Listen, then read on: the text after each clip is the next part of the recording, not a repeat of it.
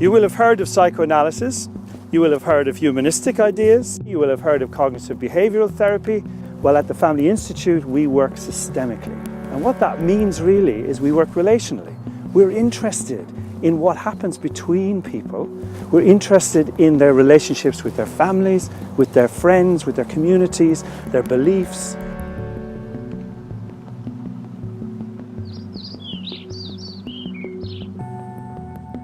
If I don't understand the context in which a person is living or experiencing, I'll judge them in ways that completely miss the significance of what they're communicating, how they're communicating, and what they're experiencing in their lives. The thing is about systemic thinking is that it has a very powerful way of opening up people's lives, liberating them, making better social worlds for them, their families and their communities. We are a group of psychotherapists and teachers of systemic thinking. We're based here at the Family Institute. We hope this video will demystify systemic thinking, systemic practice, systemic ideas. The Family Institute started in Cardiff and spent many of those years here in Cathedral Road. It was 50 years ago. This was the first institute in the UK to begin to practice, research and teach these ideas. The roots really lie in holistic thinking. Gregory Bateson was a very significant figure, and out of the Bateson project came a lot of ideas that had influence in the psychotherapy world. We begin to move away from an idea of skull-bound thinking to a much more process-related thinking.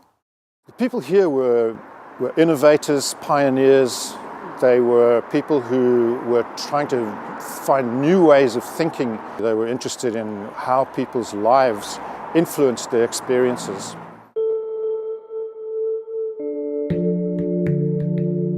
This placement of stones here is such a beautiful place to come to and very useful for us when we want to think about people who are living with distress or having problems with their own mental health and mental well-being.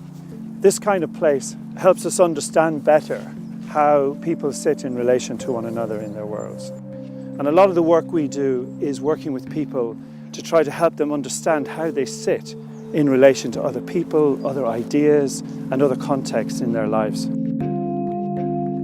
I think it's important to think of ourselves as predominantly relational beings. We're born into the world completely dependent on others, and we remain largely dependent.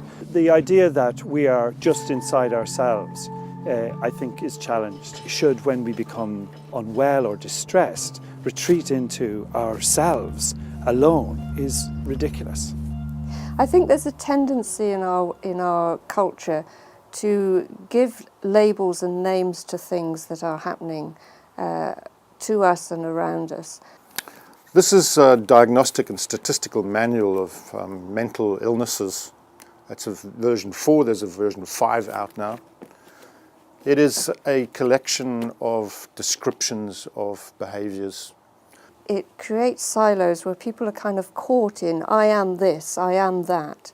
It doesn't tell you anything about what this individual has experienced, what the responses are of people around them, what their particular circumstances are. One of the interesting questions is, does this person that I've named client have social anxiety? And I'm not sure that I would talk about it in those terms. The issue lies more in the sets of relationships, the sets of experiences, the behaviour that is being called upon than actually inside the individual. It's felt by the individual as being inside, but actually it stems from the context in which they find themselves. I'm working with a family at the moment where there's a young girl, she's 12 years old, she's very bright, she's very intelligent, but she's having huge problems in school because of a whole range of factors.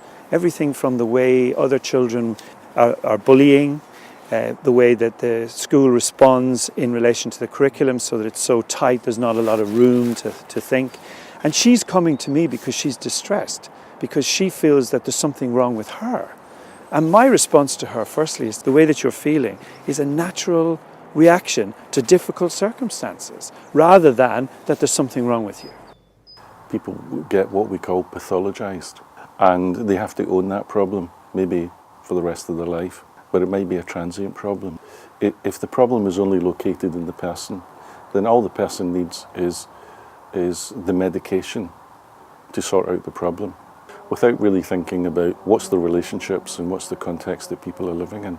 Recovery is going to be within the relationships, but you have to have conversations about the relationships.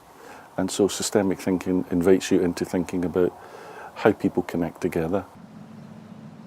Okay, so in a sense it's a bit like this. If you imagine for a moment that the young girl is this stone here, and then this is her mother, then I become very interested with them and what's going on between them. What kind of stories does the mother have from her own experience growing up that will help this young woman to become able to survive the schoolyard or the difficulties in the education system? So in a sense, it's not because this is problematic, but it's because it's full of resource.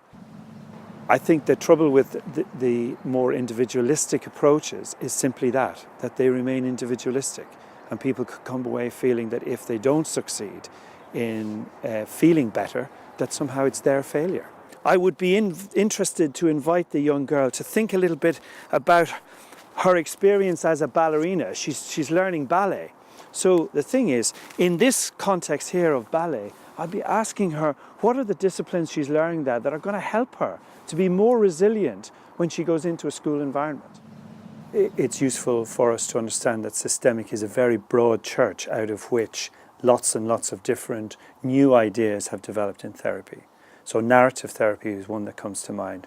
Solution-focused therapy, it has its roots in developmental work around systemic ideas and how that influenced the development of therapy, particularly in the US and in Europe. The Family Institute was founded in 1969. I think these ideas are, although they were cutting edge at the time, they are probably even more significant and relevant today. Systemic thinking is important because people don't live in isolation. They live in communities, they live in families, they live in a context full of relationships. And I think it's not just about the relationships with people that we have, but it's also the context that we live in, such as work, school, the financial context, all those kind of layers of context that are important factors and affect the way that people live their lives and feel about their lives. It enables people to think, well, I don't just have to think in this way. I don't just have to think about myself in this manner. I can look at myself, I can look at my life, I can look about the sets of relationships that I've got around me differently. A woman contacted us here at the Family Institute, and she has a 20-year history of psychiatric service. But because of her history, she would have been excluded from therapy. And she came here for about a year. From coming here and thinking about her life, one of the things that happened was that she got the idea that she could be independent. She got the idea that maybe she could begin to have conversations with a psychiatrist about reducing her medication. And that had a spin-off because then she began to lose weight. But she then had ideas that maybe she could become more sociable. So she joined a choir. She left the housing, supported housing that she was in, and she got a flat with another housing association. And she became an advocate for other people. This woman has been living with a single story that's one of diagnosis and psychopathology.